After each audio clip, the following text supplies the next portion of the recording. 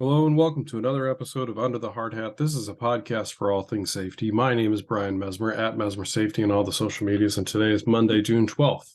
And this week we are continuing our discussion on heat stress, part 2. This week we're looking at the different signs and symptoms of heat illness.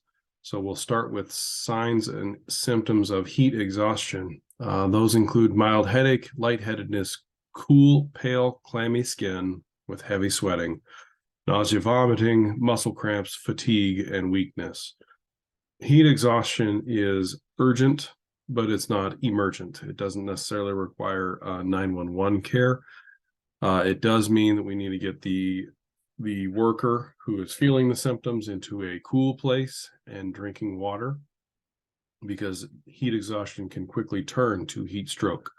Signs and symptoms of heat stroke include throbbing headache, confusion, seizure, irritability, or altered state of consciousness or loss of consciousness, an oral body temperature, so taken by mouth, of 104 or above, a dry mouth, hot, dry skin, nausea, and vomiting. Now, heat stroke is emergent. It means you need to call 911. And the way I remember it is hot, dry skin versus cold, clammy skin. And the hot, dry skin means that your body has no more water to cool the body off. And so it's getting into a rampant cycle of just continuing to heat up. So that does require 911. So if you need to, or if you can, move the body to a cool place, but call 911 and have the person sip water. To prevent heat illness, establish a complete heat illness prevention program. We do have one in our health and safety manual. Provide training about hazards leading up to heat stress and how to prevent them. And then employers need to provide lots of cool water to workers close to the work area. The recommendation is at least 1 quart of water per hour is needed.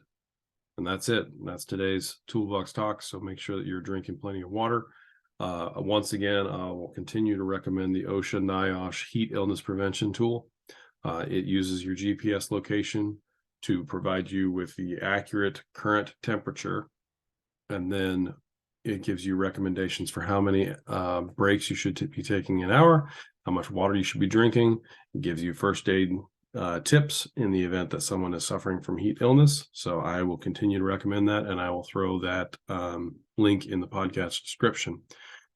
If you have any questions about this topic or suggestions for future topics, please reach out to myself or your company safety professional.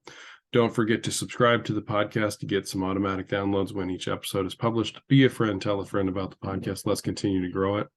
And thank you for listening. Remember to be good and be safe. And if you can't be good, at least be safe.